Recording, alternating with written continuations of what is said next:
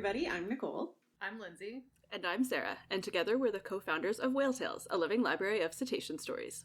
Today we're celebrating the 1-year anniversary of our podcast. Woohoo! Plus, a fun football fact and a whale tale from Down Under from paleontologist Ben. So, sit back and enjoy as we dive right in.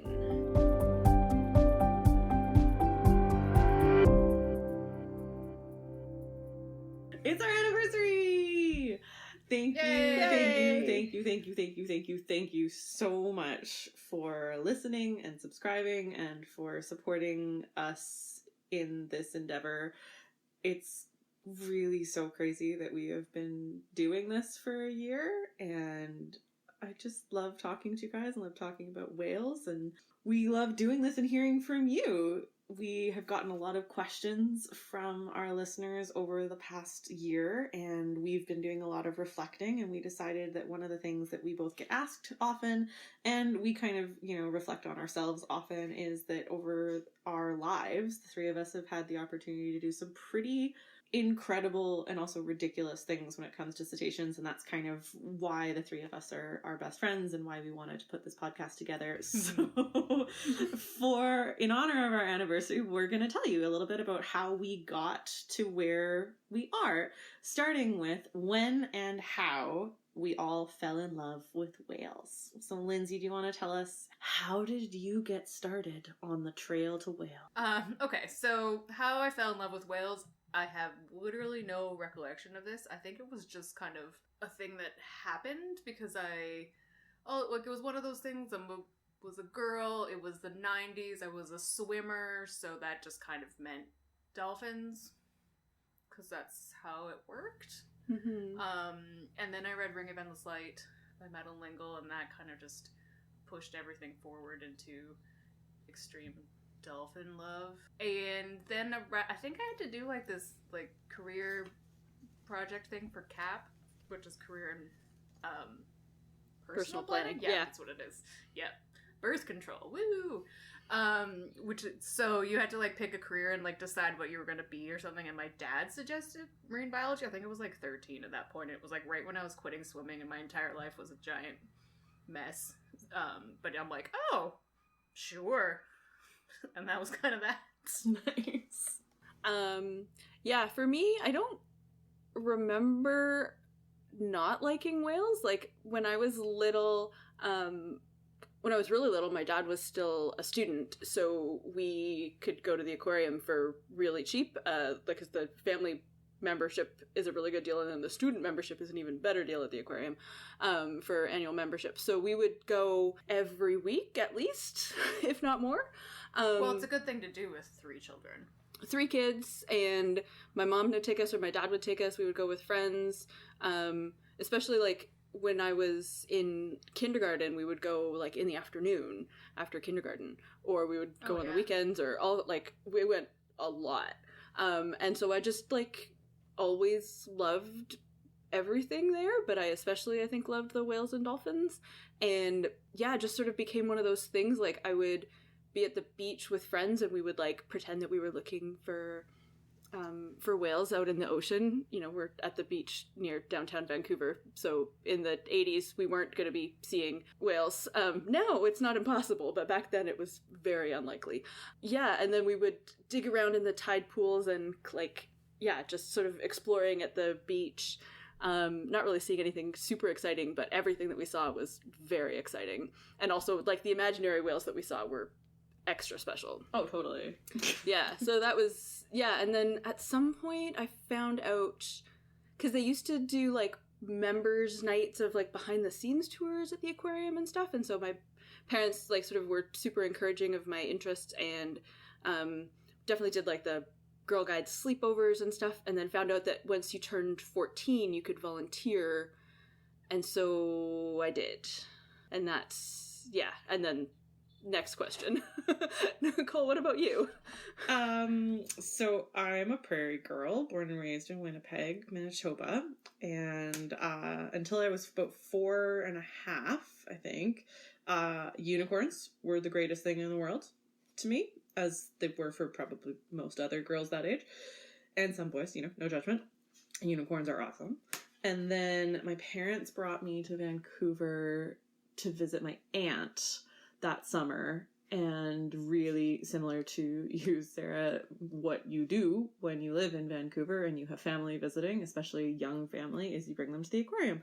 So my aunt brought my parents and I to the Vancouver Aquarium. And the way that I remember it is there were still killer whales there at that time. And I saw a killer whale and that was it. I don't really remember the rest of I actually don't really remember the rest of my life aside from that moment.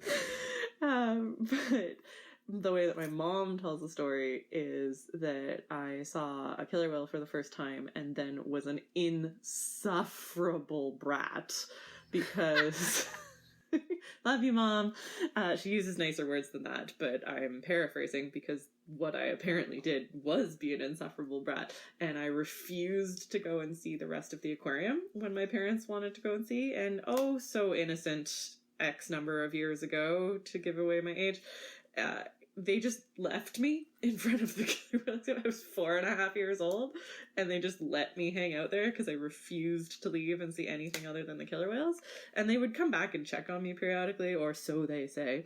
And I was just still there. I was mesmerized by this animal. I still get chills thinking about it, and it's why killer whales are so important to me. But then the real mistake my aunt made in this situation was we were visiting for I think a week and a half, and she brought us to the aquarium on day 2 of our visit. And by the time we went back home to Winnipeg, we had a family membership to the aquarium, despite not living in Vancouver, because we had gone almost every day. And I did eventually see the rest of the aquarium on that trip, but I don't remember it. I just remember falling in love with killer whales. And we had probably every stuffed animal from the gift shop. Because I'm an only child and I was spoiled. I love you, Mom and Dad. And that's really, it was a formative moment for me, for sure. From that moment on, never wanted to do anything else other than, well, first I wanted to be a killer whale. Of course. Because you were 4.5. Exactly. Yeah. And then, I'm still haven't totally given up on that dream, but when I realized that was going to be really, really hard / maybe impossible, I was like, okay, well, second best thing, I'll be a marine biologist. And that was, you could go back to every single craft or like book report or whatever, any school project that I was asked, what are you going to do when you grow up? Be a marine biologist. And I am sure that probably every teacher, every family friend, some family as well, would be like, yeah, of course you are, sweetheart. Sure, you go live that dream. And, well, here we are. Living the dream in our homes right now.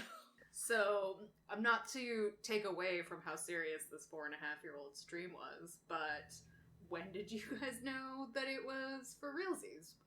When did you know you wanted to do it? What did you study? So I went through a lot of different things that I wanted to do growing up. Like, it wasn't always marine biology. I wanted to be a vet. I wanted to be a teacher. I wanted to be a vet. I wanted to be a vet a lot. And then I realized that vets mostly looked after cats and dogs. And then with volunteering and stuff, then I sort of started meeting people who were a bit older than me or were already in university and learning what they were doing or what they had done, like the volunteer coordinators and the other like staff that I got to volunteer with. And being lucky enough that the local university, the University of British Columbia, no idea if they still do, but when you majored in biology, you could also pick a concentration, and one of the concentrations was marine biology. And then I was like, oh, okay, well then I'll just do that. Great. I didn't actually end up finishing with a concentration in marine biology, but that doesn't really matter for the purposes of this conversation. I still majored in biology. I did a ton of marine biology stuff. And the whole way through, I just assumed like I would do an undergrad and then I would get a master's and I would be a marine biologist researcher. And then I realized that I didn't actually like doing like the hands-on-y research and the writing papers and doing like all that academic stuff. But I didn't realize that until 4th year, so I finished anyways, and then, yeah. And that's how I studied marine biology. Nice. In a very similar vein to you, Sarah, I Well, I remember being kind of heartbroken when I was in high school and I came out, I think the summer between grade 11 and 12, I did, because I'm a giant nerd, as all three of us are, and probably many of you listening to this podcast, yay, nerds! There was a summer school extra credit course that you could take at Lester B. Pearson College on Vancouver Island that not only was sort of an extra high school credit in marine biology, but also got you your open water scuba certification through PADI.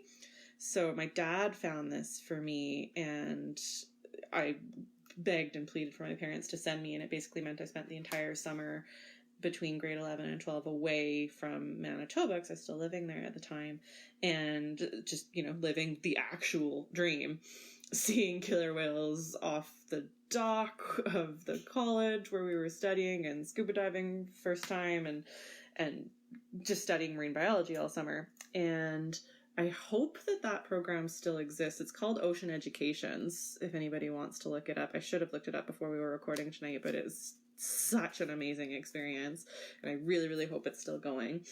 And I did have a bit of a devastating experience, though, over the summer, because that's when I learned that there is no such job as being a marine biologist.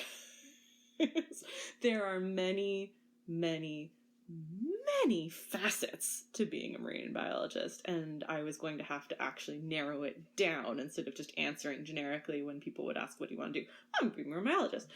So obviously, since killer whales were sort of what had sparked this up for me, I decided, well, I'm obviously going to be a world-renowned killer whale researcher.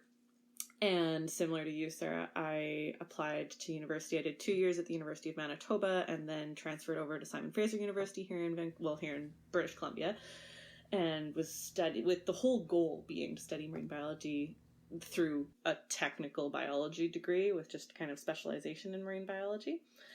And at university is where I met calculus, my nemesis, and I also realized that, just like you, Sarah, I didn't actually like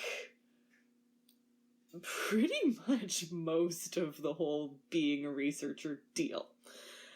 And I failed calculus something like 7 or 8 times in university, so I also wasn't really cut out to be a marine biologist by education.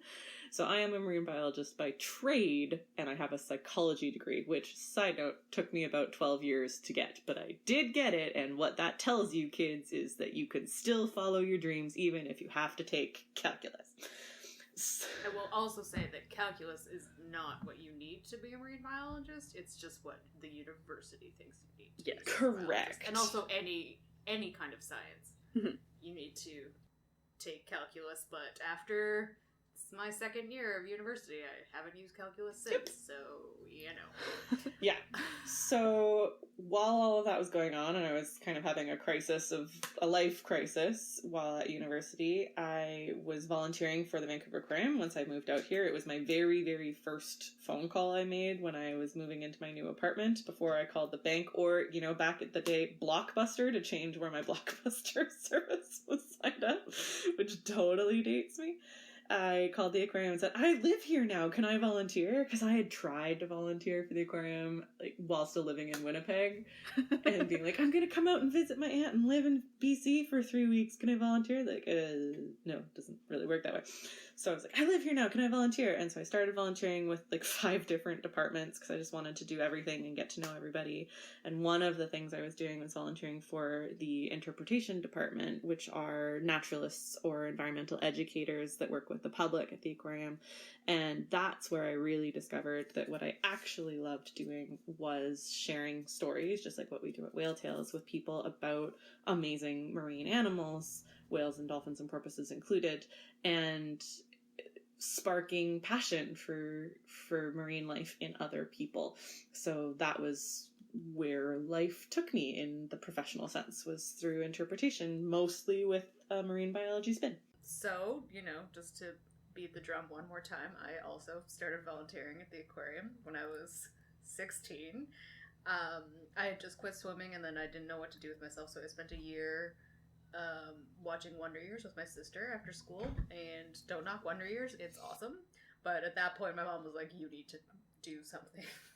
So I think she probably kicked herself after that, because then I was like, okay, I'm going to start volunteering at a place that's an 1.5-hour bus ride away. Can I go there all the time?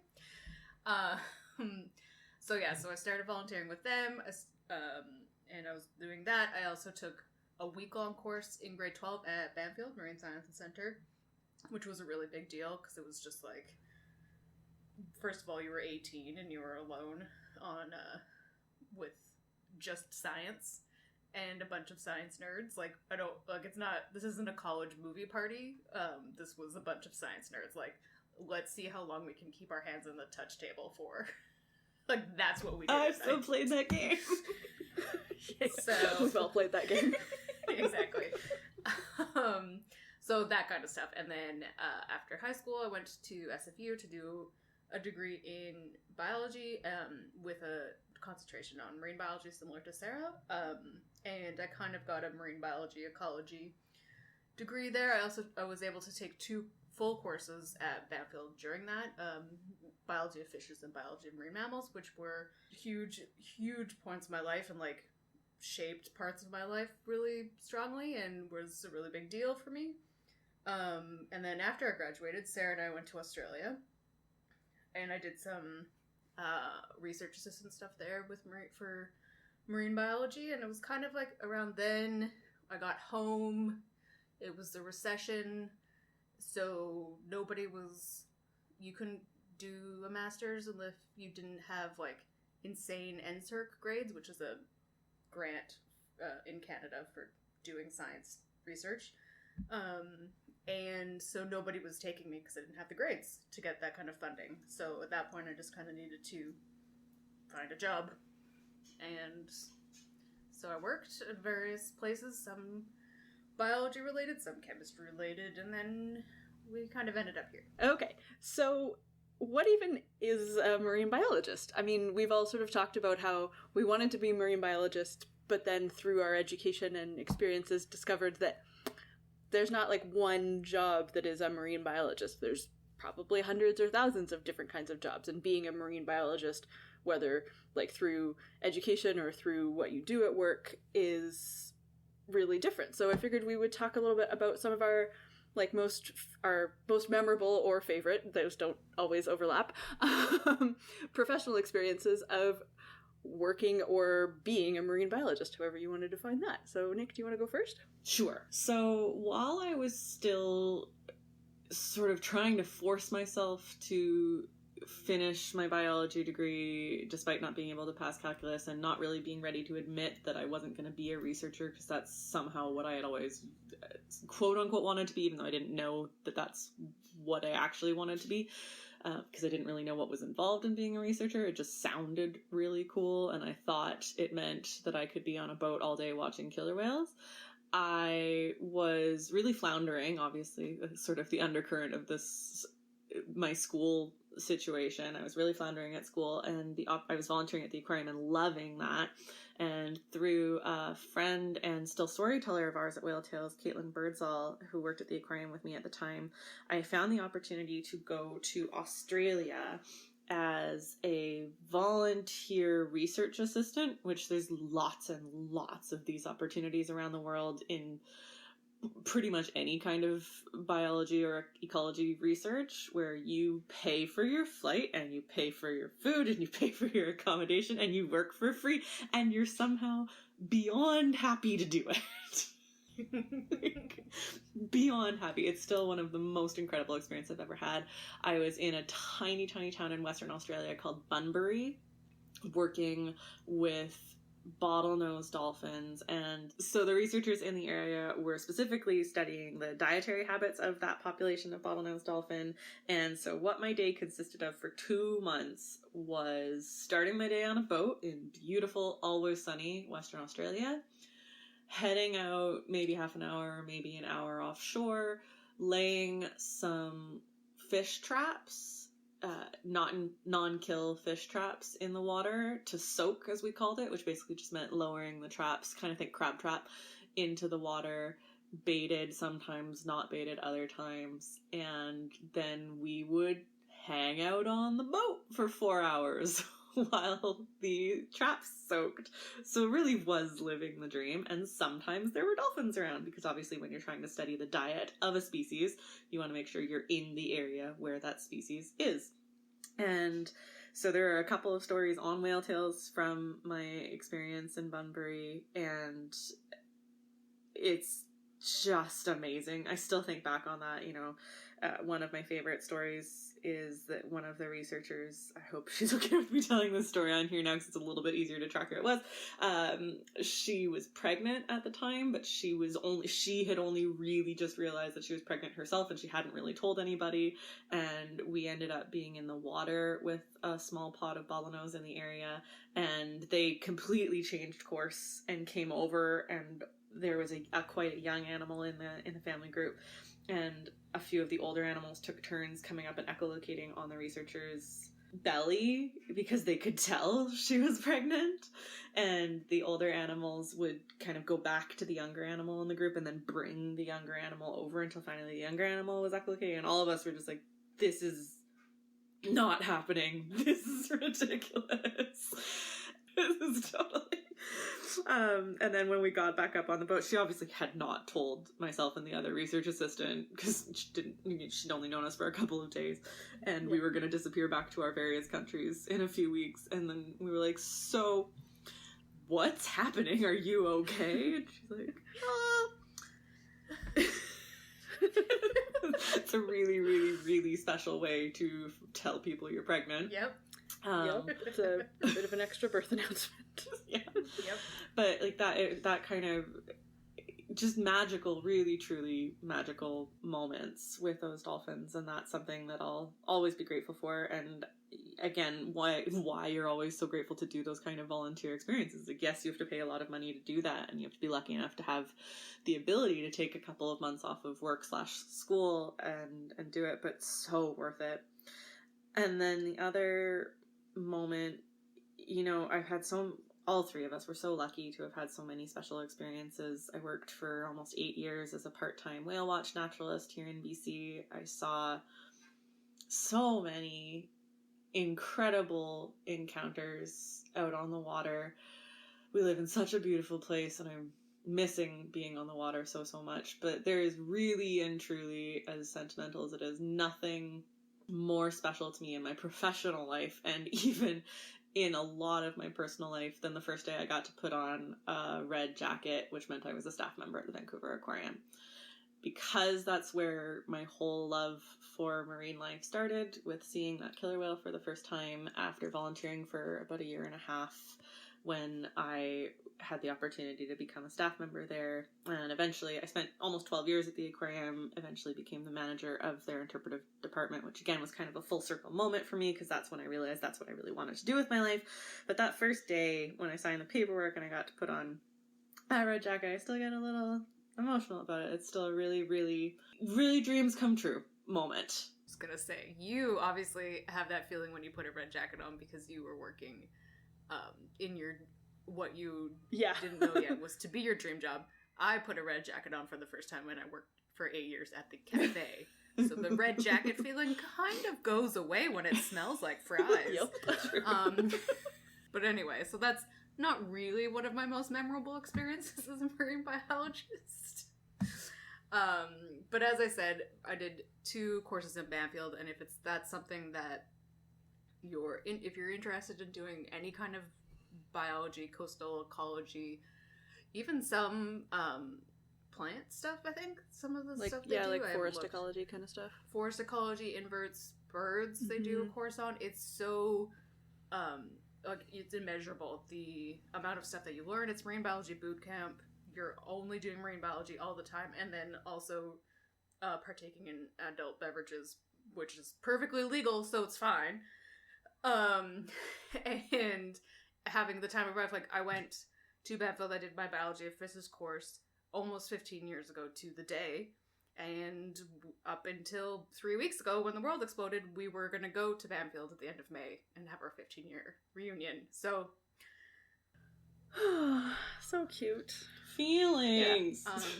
Feelings. But in Australia, I also did some really amazing research things. I got room and board, so I don't know what's wrong with Nicole's research assistant job. But both mine were room and board. I did one on the East Coast, counting humpbacks while they migrated. I missed Maple by 3 days and will never get over that. But on the West Coast, I was there for 4 months doing research in Shark Bay, which was about the ecology of the bay, because it's a really great ecosystem with top-down predators, with tiger sharks and dugongs and rays and turtles and all sorts of awesome things. So we did a lot of literally David Hasselhoff diving off of the boat to tag turtles. We did some shark fishing, and it was just like almost every day you were on the boat. You got a really good tan. You there were dolphins bow ratting, leaping over rainbows. It was literally everything you thought marine biology was going to be, except for the days that were super windy and the fact that you were living off of peanut butter and jam sandwiches on white bread, eaten on a boat, so they were hot. And the bread was just, like, soaked through with jam. And You're making it sound so glamorous, Lindsay. Yeah, exactly. So this is the thing. Even when it's glamorous, you're like, there's pictures of me from that time where you're, like, wearing, you know, you got your baseball hat and your sunglasses and your rashy and your shorts and you're super tan and you're, like, leaning on a boat or you're in the water. There's dolphins and everything's so great. But then there's also, like, the 7 days where you can't go out and you're scraping slime off of seagrass in a trailer and it's 106 degrees. And you're with the same 7 people that you've been with for 4 months. And there's good parts and there's bad parts of all research. And that's something I could tell you about this stuff for days, but you never would really experience it. And I think it's something that you have to experience as a student, as a research assistant, before you go into a master's or PhD, before you make your career decision. You got to know what you're getting into. Yes, totally. Moral of the story. We'll get to advice later. Yeah, we will. But that's definitely one of my memorable experiences of, like, with shark fishing. We would go out at like 4 a.m. before the sun rose, set the traps. We would drink coffee in a thermos that tasted like salt, because we were on a boat, and then we'd come back and eat pancakes and then go back out and look at the sharks. So that was definitely the best part, because you knew you got to get pancakes.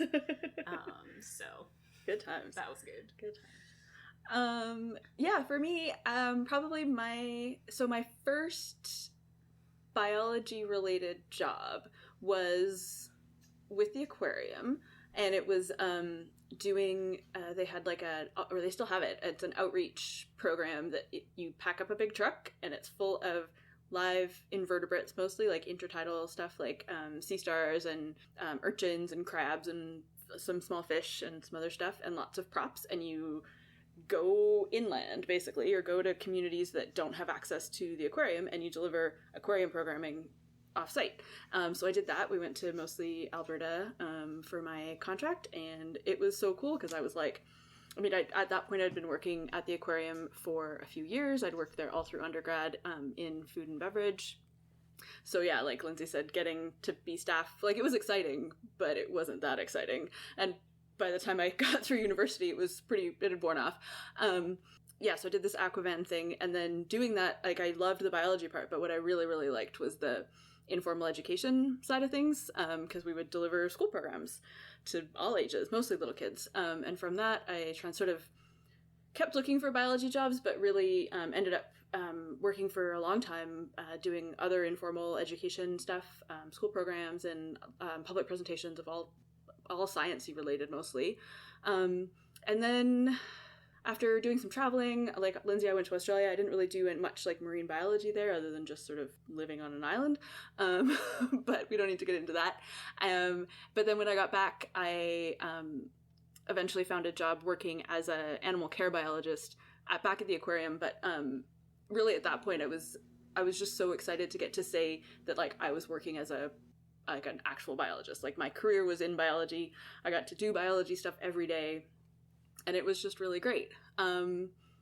Yeah, like, obviously it was a job, and it's definitely not a dream job, and there was, like, great parts and not great parts about it, but it just getting, like, because it took me a long time. Like, that was, I don't know, I feel like it was, like, yeah, so it was, like, 5 years after I finished my undergrad degree that I actually, like, other than that, a brief stint with the Aquavan, when, like, my job title was biologist, like, it took a long time, and I was really proud of that. So, yeah, the fact that I stuck it out and I got like an actual biology job. And, you know, now I don't. But that's another story. But really what I got from that was both meeting these guys, which, like, I can't imagine my life without them. Oh, but also what I got out of it was that, like, what I really like doing is figuring out ways to, like, communicate about the world around us to people and help them understand the world around them. And that's what I really love doing. And that's why I love biology. That's why I love whales. Yeah, that's even why I love what I do now, which is, like, I work as a software developer, but, like, it's all about communicating the world around you. So, that's my professional favorite stuff. Aww.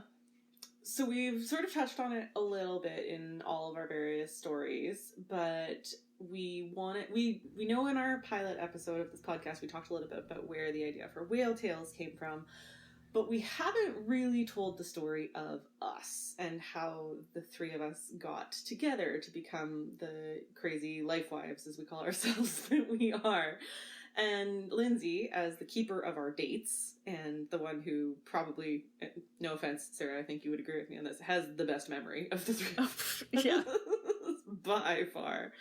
Plus, it is also worth pointing out, Lindsay is the reason that Sarah and I actually really got to know each other well, because Lindsay is kind of the crux point, or the keystone, as it were, for bringing us all together. Lindsay, can you tell our listeners the story of us?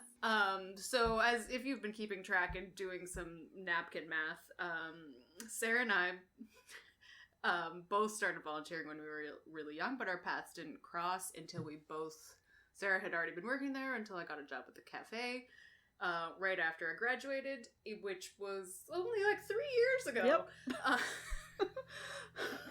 Or 2002. Let's just face the music. We are where we are. Yeah. Just plain right down the middle millennials. So at that point we started working together, and that was good because we were both kind of on the same wavelength of work is important, even if it's serving ice cream for $17 for whatever it is. Yeah. And so that was that for many years. In 2007, we went to Australia together, even though, like, we flew together and did some stuff, and then we went on separate ways, and then we came back and cleaned hostel toilets for 3 months together, which is a thing that everybody who's 23 should do. I don't know. It was a bonding and personal development moment. Exactly. And then we came back, and I started working at the aquarium again, and Nicole was there, but I didn't really know her, but I was also, like, in the basement. Nobody really knew that I was there, kind of, just working away with elbow deep in herring, as I often am. It's true, and elbow deep in some kind of fish. Some kind of fish gonads. This is basically the story of my life. And then, right before Nicole left for Australia, she came and asked us about... No, it wasn't after. It was when Nicole was in Australia for stories that we're not going to get into right now. I got some frantic messages about where to stay in Sydney. And, because she knew that I had been in Australia recently. So... Then she brought me Tim Tams home, and we kind of bonded, and then we kind of became, like, insane best friends, and, like, probably in, like, an obnoxious way to other people around us, because we just, like, dropped everything. Just became best friends. In the meantime, Sarah had started working there again, so I saw her a lot, but again, I was still in the basement, and Sarah was far away on the other side. Mm-hmm. And it was very Romeo and Juliet, because marine mammal people do not interact with aquarist people. Oh yeah, it's just a scandal. Whenever she was down there, people were like, what the hell? Yeah. How do you know who she is? How do you know? And people on my team were like, how do you know somebody in the marine mammal department? And I'm like, whatever. Yeah, like, why do you guys care so much? It was very odd. Yeah. So in August 2009, we all went for drinks. I don't know why, we just did. Whatever. I think you'd been telling me that I would get along with Nicole, and I had met Nicole, like, at work, but it was like... Because we all worked in the same building, and, like, she would come and do public programs with the animals that I looked after, or, like, we would cross paths, and, like, I knew that Nicole had been to Australia, and I was like, oh, that's cool, I was in Australia, blah, blah, blah. But, like, never you are really on a boat. I'm on a boat. Yeah, like other than like, Exactly. oh, okay, whatever, that's fun. Let me go back to scrubbing and feeding. Yeah. And I'll go back to talking to people. Yeah. And then so Lindsay I knew like was friends with Nicole, but we just had never hung out other than running into each other at work. And then we all went out, and then Lindsay was right. That is the story. Yeah. That was that. It's been 11 years, and at some point we were given the name of Lives for Life, and that's kind of been it. We've kind of done everything together since. Once in 2011, we went on a 11-day road trip in a Gulf with no air conditioning to San Diego from Vancouver. Yeah. And if you can get through that, you can get through anything. Yeah, like we've gone on some crazy adventures together. We've told you about some of them, like our Monterey trip. That was our second California trip. Yeah, our second trip where to we California. flew to California. Yes. Not that we didn't love each other, but we had less time. We'd done it once. Yes, We didn't we'd done need it once. to do Really it again. only- Yeah, exactly. We've had many, many wonderful adventures since, including the best trip ever, which I think we have also talked a little bit about. I don't think we have, because We there didn't. was no We didn't see any cetaceans, We but didn't. we went to the Galapagos at some point that Lindsay will tell me. 2012. So we've done a lot of traveling together. We've like been there for each other through lots of life stuff and career stuff and personal stuff and whatever, and all this whale tail stuff. It's been so great to get to all work together. Yeah. A moment that I probably shouldn't admit to on this podcast, but I'm going to because it really cements how important these two ladies are in my life. These two were the first people to hold my newborn son other than doctors and his father. So Aww. they got to hold my son before any of the grandparents did, which I don't think any of them know. And I'm so glad that we do this together.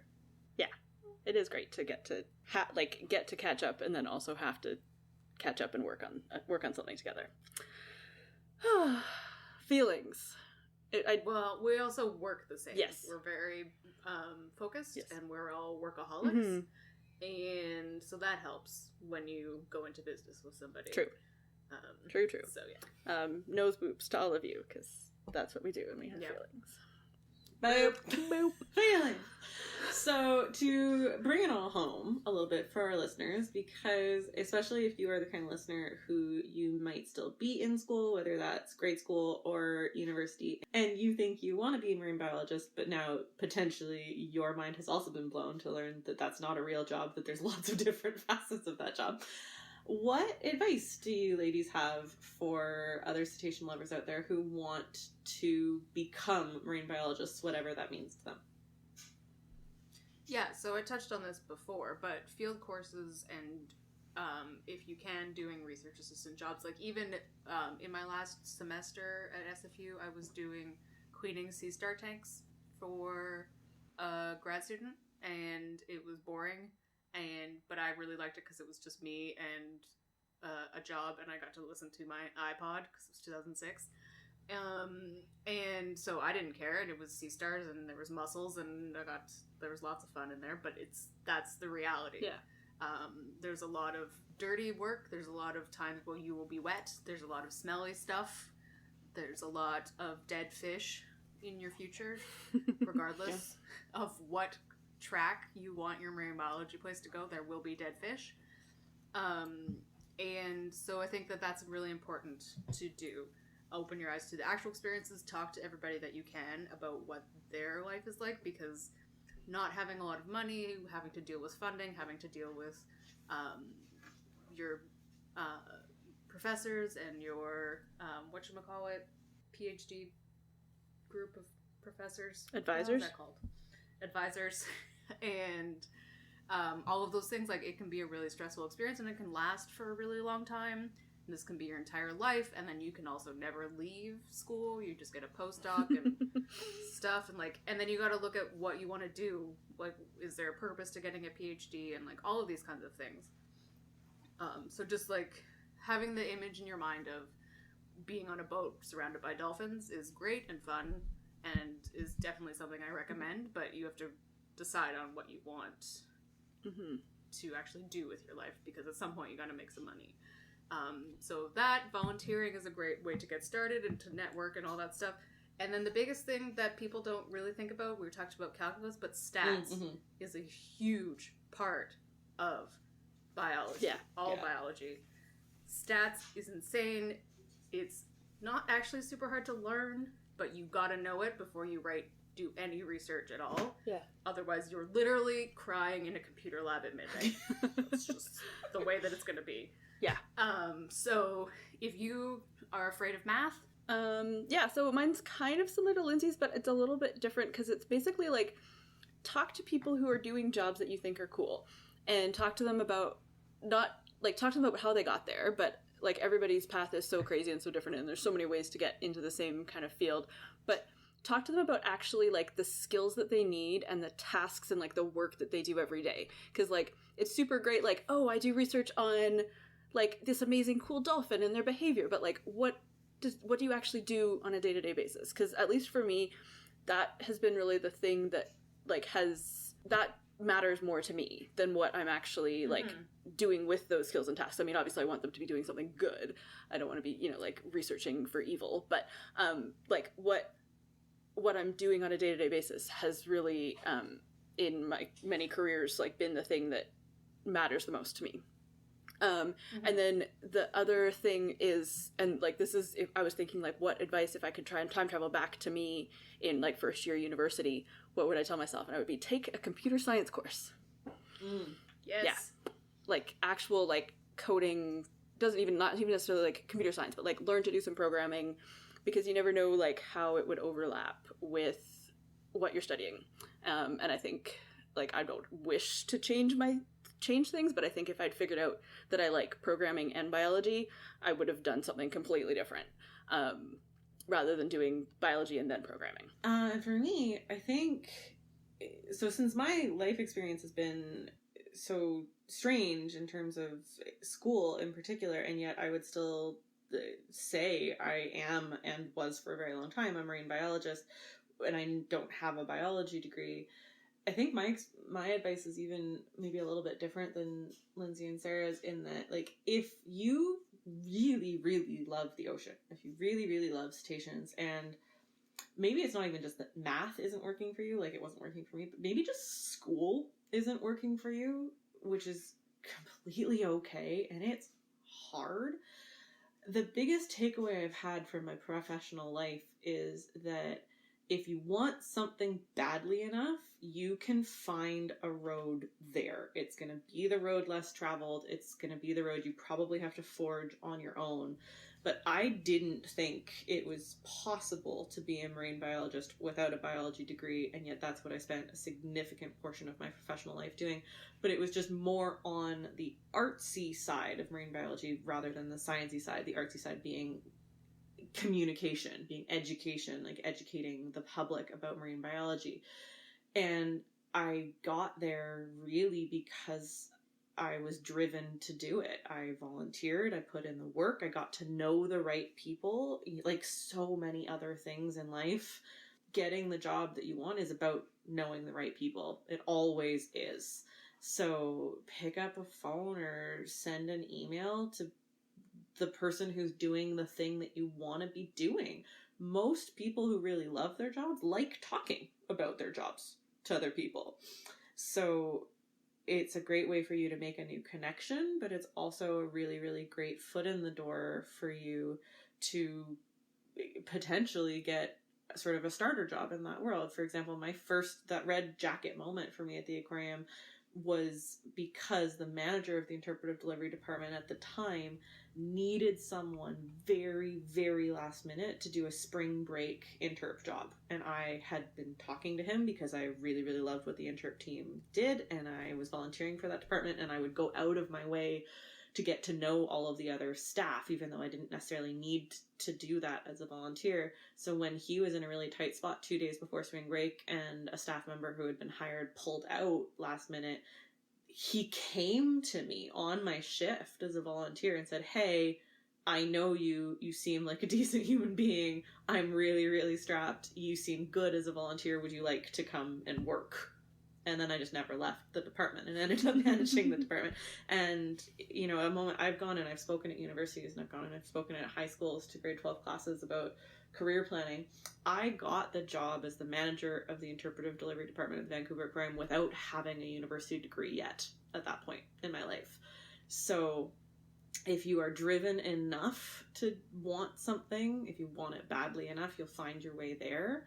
And the other big takeaway I have is, because there is no such one job as being a marine biologist, if you're really great at photography, go do that and be a National Geographic photographer of cetaceans. If you are an artist, you know, a good friend of the show of ours and a friend of all three of ours, Lisa Joan is what she goes by as an artist name. She paints stunning pictures, stunning art of all kinds of whales and other wildlife from BC. So you can find a job basically as a marine biologist doing whatever you're good at if you love it enough.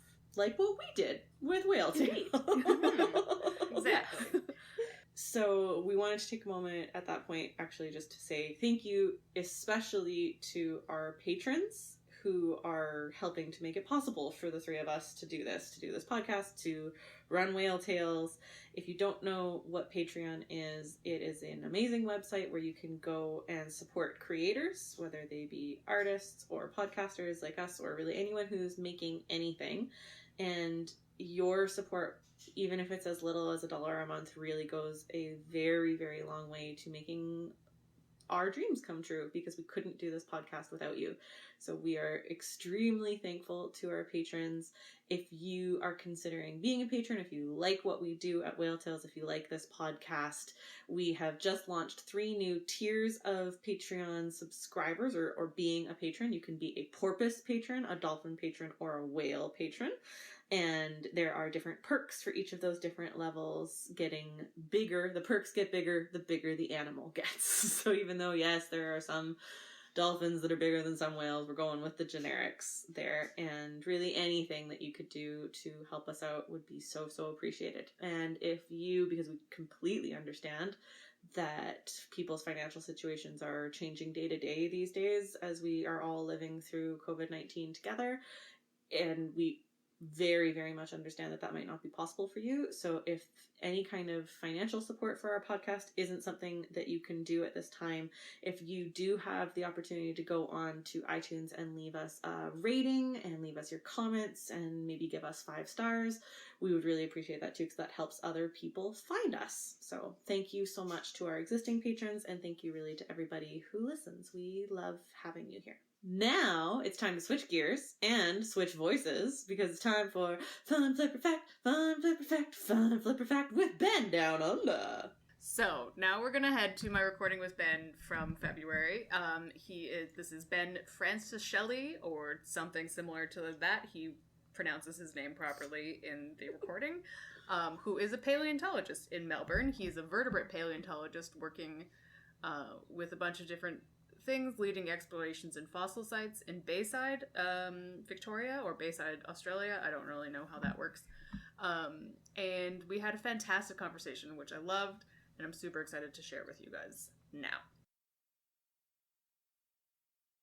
So, do you want to tell us a little bit about yourself before telling us your fun facts? Yeah, so I'm a paleontologist, and I'm based in Melbourne, Victoria, Australia. My job is basically to go out in the field, find specimens of scientific interest, usually whales and sharks, bring them back to the lab, prepare them mechanically and chemically, and then I collaborate with other researchers to try and figure out exactly what they are. So, what is one of the coolest things you've found, maybe? One of the coolest things I find, oh boy, there's a lot of things, I must admit. There's something different every single week, and I think the really beautiful thing about the job that I get to do is not just collaborating with members of the public who find things, but having to have a really broad and general knowledge on everything as well. Because, I mean, there's whales, which are fantastic, as you might expect, and you have to learn almost every single aspect of their internal anatomy to understand what some of the bones look like. But, you know, occasionally some people find bones of the largest flying bird that ever took to the sky, the pelargonithids. That's really rad. Yeah, with a wingspan roughly 6 to 7 meters in length, they basically had a wingspan the height of a giraffe. And, yeah, they were terrifying animals with these pseudo beaks with that looked like teeth, but weren't technically teeth at all. But in terms of whales, like my favorite part to find in the fossil record are any ear bones because they're hugely diagnostic. And so when I find one, I'm like, yes, I can tell exactly what this animal was doing 23 million years ago. Fantastic. And when I find one of those, that's usually a standout thing. But recently, probably one of the most amazing finds that was made. It's an area called Bayside. It dates back to 5 to 6 million years ago. I was snorkeling in about 2 meters of water. And then I saw this kind of dense contortion of bones sticking out of the bottom, just on the sand itself, just rolling around. And I went down to go pick it up, and it happened to be a tooth from a killer sperm whale that lived at that time in the early Pliocene period. Killer sperm whales are really unique because they're very, very different from their modern varieties today. They had dentition, not just on the lower jaws, but also on the upper jaws, interlocking. And they were thought to be some of the biggest predators that had ever existed, rivaling that of the megalodon when they were alive. So you talk about ears. Can you talk a little bit about what kind of stuff you look at in the ear bone for diagnostics? Is it for aging or even just species identification?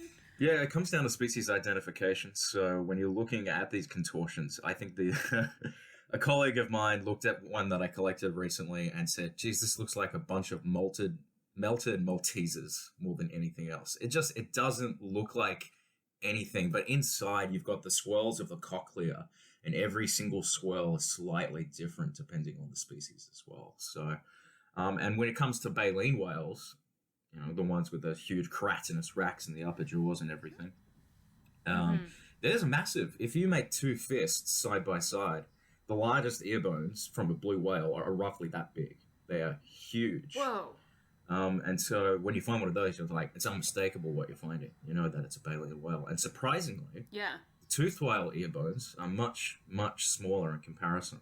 So it's always a treat to find one, I can tell you now. Can you talk a little bit about maybe some, I don't know, evolution or something that you can have found when you look at the anatomy of prehistoric whales to whales now? Yeah, for sure. I mean, when I was younger, I got told this fact when I was in year 8, so I would have been about 12 years old at the time. And the teacher just basically said, Ben, did you know that whales walked on land 50 million years ago? And I said, what? That's unbelievable. I could not believe him for the longest time. And then sure enough, I read some books and I was like, this is really amazing. And when you start to think about it, it really does boggle the mind, because this is an animal that is obligately aquatic. This is an animal that has adapted to the marine realm so incredibly well.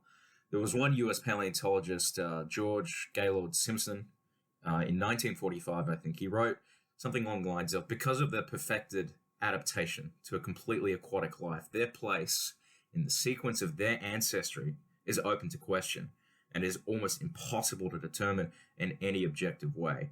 He saw them as the most aberrant and strangest of mammals. And I mean, when you look at something like a modern sperm whale, they are really weird. This is an animal that gets to 20 meters in length, weighs 50 metric tons, holds its breath for more than an hour, and dives a kilometer below the surface of the water in search of prey that is the size of a school bus every single day. That is just whack stuff. And then, of course, you look at something like a blue whale, the largest animal that has ever existed in the history of the world. I mean, this is something twice the size of any of the long-necked dinosaurs, the sauropods. They're getting to something like 180 to 200 metric tons, the same as 30 African elephants stacked on top of each other. It'd be a delicate balancing act. I couldn't even imagine seeing that, of course. But the sheer statistics alone for that animal, I mean, if any of your listeners have ever run down a basketball court, that's the same length as a blue whale, 30 meters long, and the sheer statistics alone for this creature are just completely mind-boggling. They have the largest single continuous bone structure ever found in the animal kingdom. Their lower jaw is more than 6 meters in length. When they feed, they eat tiny little creatures called krill. You already know this, of course, but just in case your viewers don't. That are roughly the same size as your thumb, but they'll eat 2 to 4 metric tons of krill every single day.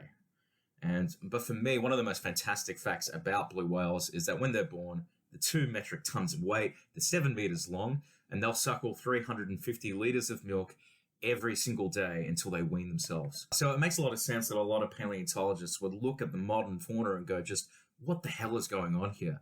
How did these animals ever walk on land? But incredibly, you look at the blue whale, you look at the sperm whale, you look at all modern oceanic dolphins today, you look at orcas or killer whales, that they're animals that can technically take down a blue whale in a pod.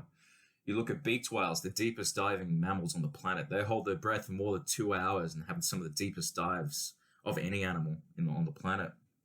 You look at river dolphins and porpoises. They all have one single common ancestor that lived 50 million years ago on the edge of the newly emerging Himalayas. And just the sheer thought of that animal is quite astounding. But thanks to the fossil record, we know exactly what this animal looks like. And it is super weird. So should we travel back into the past right now? Yeah, let's do it. We'll travel back to the early Eocene, 50 million years ago. So there you are, okay? The oxygen levels are a lot higher today. The Himalayas are just starting to thrust out of the Asian plate itself. The dinosaurs have died for more than 15 million years. They're just faint whispers preserved in stone. And you're currently walking over a bunch of cobblestones yourself with babbling water flowing nearby. And at the edge of the stream, there's a bizarre animal.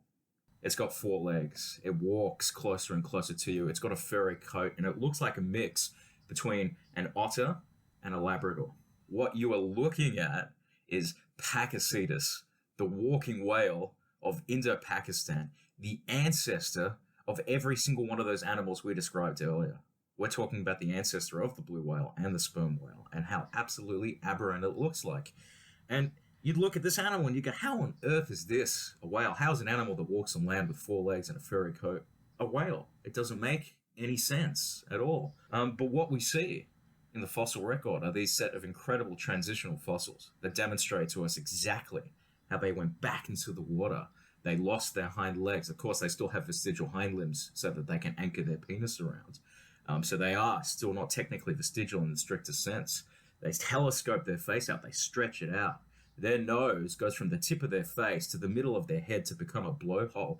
They lose their fur and instead adapt to blubber as the method and means of insulation. And in a really short amount of evolutionary time, a really short amount, just less than 8 to 10 million years, we have a form known as Basil Asaurus. It's a really sexy name. And it's found in the middle of the Sahara Desert, mind you.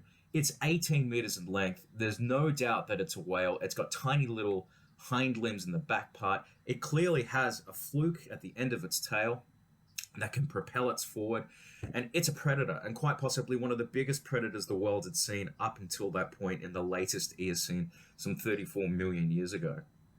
So, for me, it's so astounding that just less than 50, 60, 70 years ago, we had no idea what these animals would have looked like in their prehistory. But by going into the past, by looking at certain different varieties and going out and digging for the answers of these animals, we now have a much better understanding of their entire evolution and of evolution itself and how things like natural selection work. And I think the best thing about it is that there are more intermediate forms found every single year that just fill out more and more of that picture. Like just last year, Paregacetus was found in South America.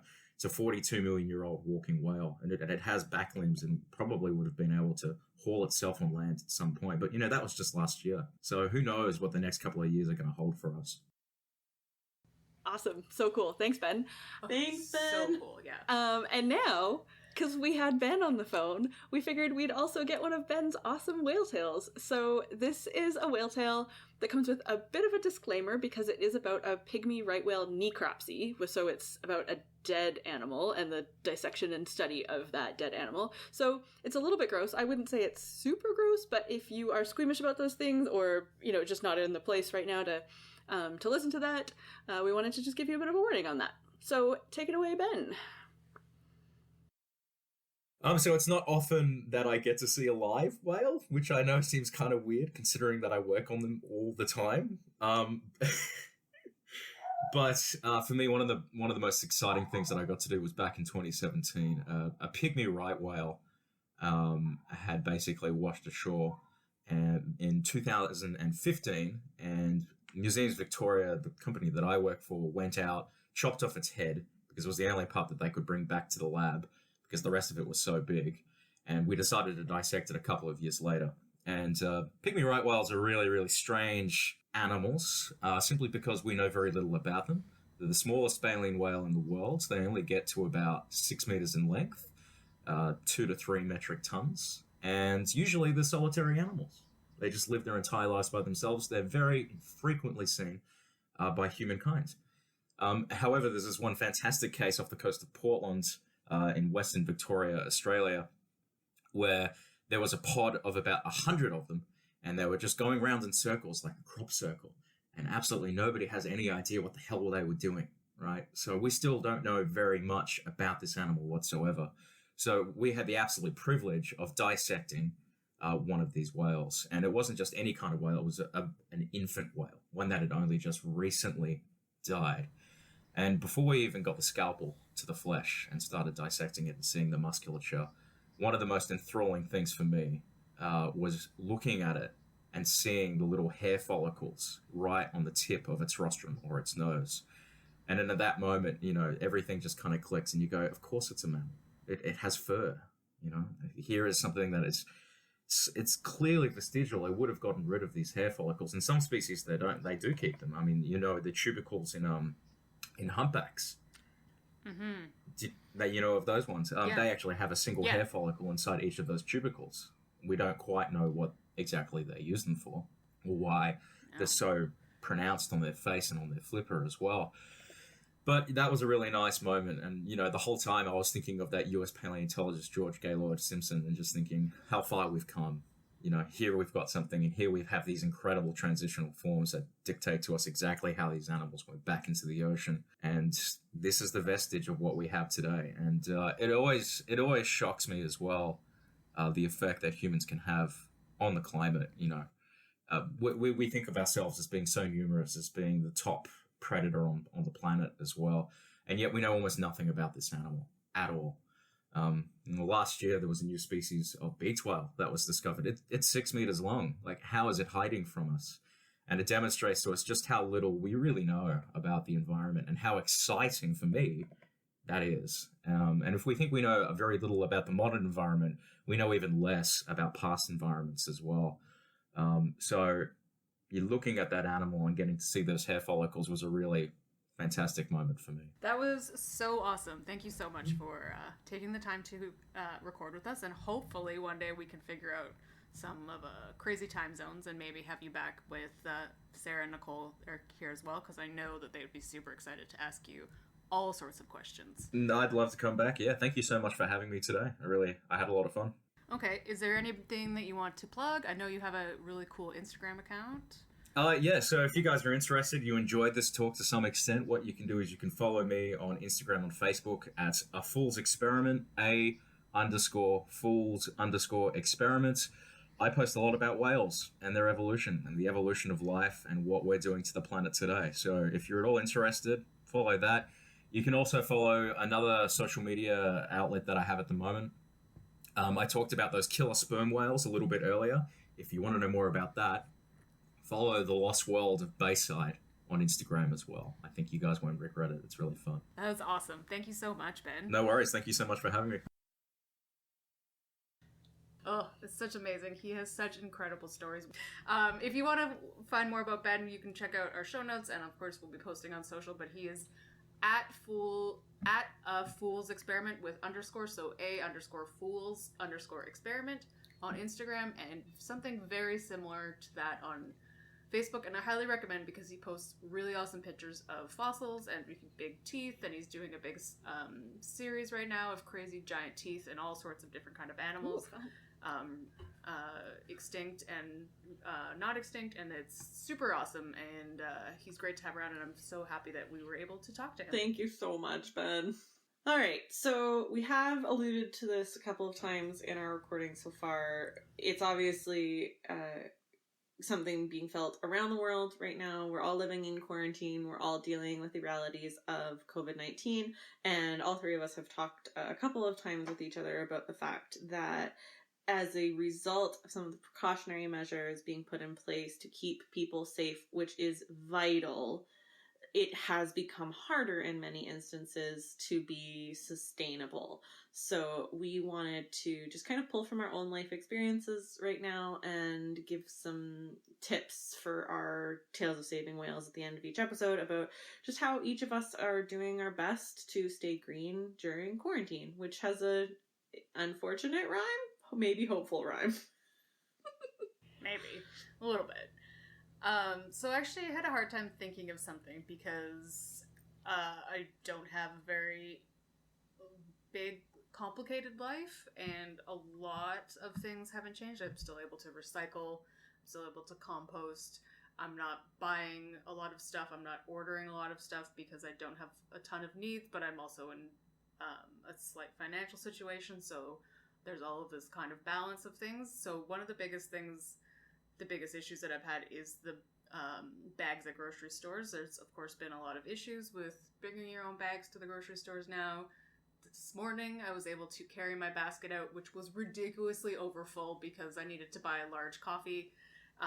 And so they're like, do you want to take 2 baskets? And I was like, no, I could do it. And it was bad. And I was like hobbling out. I'm like, no, don't drop the avocados or the olives. Like, that's just going to be so bad. And they're like, I went to the stairs and they're like, no, there's a table set up for you really far down the aisle. I'm like, oh my god.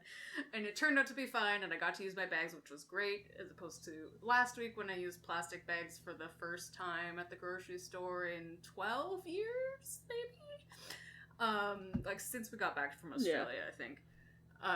So it's rough, and I completely understand why this is necessary. So when there's the option, it's something to, like, maybe just bring and keep in your bag, or, like, at my grocery store, they're letting you put them in a basket at the door, and you can grab them on your way out. So something, it's just, like, just ask. It's not gonna hurt to ask. If you have to use plastic bags, you have to, and then you can use them for garbage. And that's the way that it's gonna be right now. So that's something. We posted about this actually today on social media, and one of our storytellers, Marcy, had a great tip, which was use the mushroom paper bags that they have at grocery stores for your produce. Just as a great way to cut down if you have to buy a lot of produce and put them in bags. Use the paper ones instead of the plastic ones. It's not going to change anything at all. At checkout. So that's really great. And then the other thing I'm just going to say, I don't know why people are doing this, but throw out your gloves and your masks. Don't leave them in the park. I don't know why this is a thing. Yeah. I'm pretty sure we're preaching to the choir on that one, but yeah. Seriously. Yeah, but, like, these are hazardous wastes now. Yeah. And you're just, like, aside from the sadly increase in garbage that's been happening in the park by my house, there's been an increase in hazardous waste of gloves and masks, which aren't hazardous after a while, but they're still hazardous when you take them off and leave them dripping on a tree. Yeah. So, yeah, dispose of your waste properly and safely, and yeah. That's kind of what I got. So mine is both, like, quarantine and green, and I think I've talked about it a little bit before, about reducing food waste, or somebody has talked about that before. So I've been just trying to be really creative with all of my food scraps. So my mom actually started doing this one, and then I stole it from her. I have actually a jar, but you could have a jar or a bag or whatever in the freezer, and I put, like, any vegetable scraps in there. Like, the only things I don't put ginger in, and I try not to put too much, like, kale stems or anything, and then I use it to make vegetable stock, just in my Instant Pot. So when the jars get full, I chuck the frozen bits and some water in my Instant Pot, and I make vegetable stock. Yeah, and I don't put the ginger and kale stalks and stuff, or just because it makes it taste gross. But then I realized you can saute kale stems, like if you don't want to use them in, like, a salad or something, you can cook them, or you can also pickle them, and they kind of feel that same, like, pickled green bean kind of situation in your mouth. So those are my green and not going to the grocery store as much tips. Well, we decided to use quarantine to start potty training our son, which is because a decision that, I've had a lot of wine, but it's going okay. And we were using cloth diapers, so we aren't actually saving that many undisposable diapers, but we are saving a ton on wipes because we were still using disposable wipes when James was in diapers, so that has made us feel a little bit better. And for, all of the many, many accidents that have been happening around the house, we're just using all of the many burp cloths that we have left over from when James was an infant, because spit up happens and so does pee. So that has been one thing that we've decided to do, because we're home and, let's tackle potty training with a 20-month-old son. And the other thing also to do with James is we've started to get he loves to color. He absolutely loves getting his crayons out and coloring and drawing pictures for mommy and daddy, which, he just mastered the art of the single line today, actually. So, he was very proud of himself. Line! Big line! Very, very proud mama. But we obviously, first of all, don't want to be wasting paper, and second of all, don't want to be going out to get paper or coloring books for him. So we've started to get really creative about what we let him draw on. We are not going just bonkers and letting him draw on the walls. Which is also why, some people are, if you have older kids and you have a whiteboard, fabulous. Take the pictures of the beautiful creations that they come up with and have, an electronic picture frame, and you can just have it rotating through there. But I don't want to give a 20-month-old child markers. I'm okay with crayons, but I'm not going to do the whiteboard marker route. However, we do still have a few things that are being delivered by Amazon, and so I've been saving for the last month or so the various cardboard boxes that our deliveries come in. And I also had a bunch of things for work that were delivered to my house since we started working from home that I had to receive here instead of where I would have received them at the office. So I kept those cardboard boxes as well and disinfected all of them. And those are now James's coloring boards.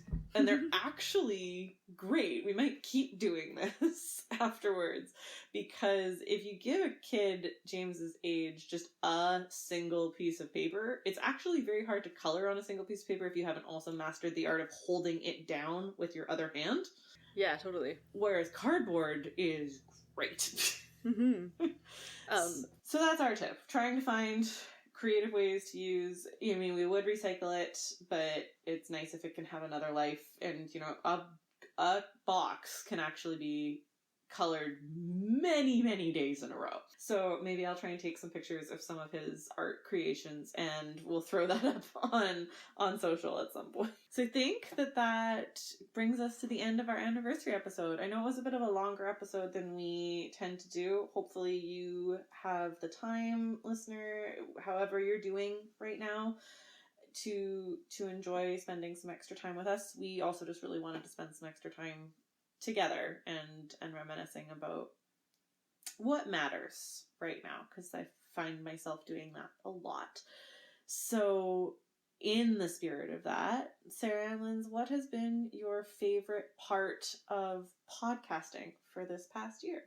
All of it's been really great, but honestly, getting a little note or an email or a message on social media from any of you guys has been so lovely, and just whoever gets it screenshots it and sends it to all of us, and then we're giddy happy kids all day. You have no idea. A little note of I listened to your podcast and it was good, fills our day with joy. So yeah. Just knowing that you're out there is my favorite part. Yeah, no, that's definitely true. My boss listens to this, and she might be listening to it now, so hi. But I think the reviews, but also when we did the mailbag episode in February for World Whale Day, not only did we get some amazing questions from our listeners, but I also kind of voluntold a bunch of my friends, but they came through and had some really, really great questions. So that was really good, just so that it's good to know that when the fear of not hearing back from anybody and not having anything to talk about is staring you in the face, that you still have friends who have really random questions about whales because they're not this Nicole and Sarah and don't have the answers. So it's, yeah, I really enjoyed doing that episode. Plus, we didn't end up needing a lot of our friends' questions because we had so many from you, our listeners, which was so special. And it's my favorite part too. I just the other day we had Lindsay received it and she sent it to us in our group text, a note from I apologize if I'm not pronouncing your name properly, but Mariki, I think. Marike. And she signed off her note, which was lovely. We really, she's a listener in Germany. Hello, Marike, or however you pronounce your name. And she signed her note, best wishes, have a whaley great day. And I cried reading that post when you sent it, Linz, just because, you know, the thought of our podcast reaching people around the world, especially right now, is really moving. And we're so grateful to be able to do this and to be able to hopefully brighten all of your days, because any time that we hear from you, it really brightens ours. And that is by far the best part about doing this. So we do have some really exciting things coming up. Obviously, we're not done. There are many more stations to talk about and so many more whale tales to share. And so stay tuned to our various social media platforms, because we will be making some exciting announcements in the next few months. And if you have one of those social media, like what month is it, what animal is being featured of the month, you probably know what's coming up for June. And if not, Google's your friend. And we can't wait to spend another year with all of you. We'd really love to hear your thoughts on this episode, as well as any of our episodes, so please visit our website, whale-tales.org, and find links to our various socials, and you can drop us a line anywhere. Yeah, you can also tweet us directly if you want to be like, please stop sharing all of your emotional feelings. I am at FHG07, Sarah is at Sarah with no H, because H is ew. Sarah is at SARAK. Given, Given, and Nicole is at Nick F. Can with 2 N's, CANN. You can also head to our website to subscribe to our podcast, check out our merchandise, and learn more about becoming a patron on Patreon. And also, while you're there, you can read over 800 whale, dolphin, and porpoise stories. And if you've seen a cetacean, we would love to add your story to our library. Click the share link on our site, contact us on social media, whaletales.org, or email us a voice memo, which is our favorite way to hear stories, and tell us all about your incredible encounter. That's whale-tales.org. Tales like the stories, not tales like the animal. Thank you again for listening and for supporting us. We will be back on the last Wednesday of next month with more fun facts, stories, and super nerdy trivia to dive into. Thanks, everybody, and have a whaley great day.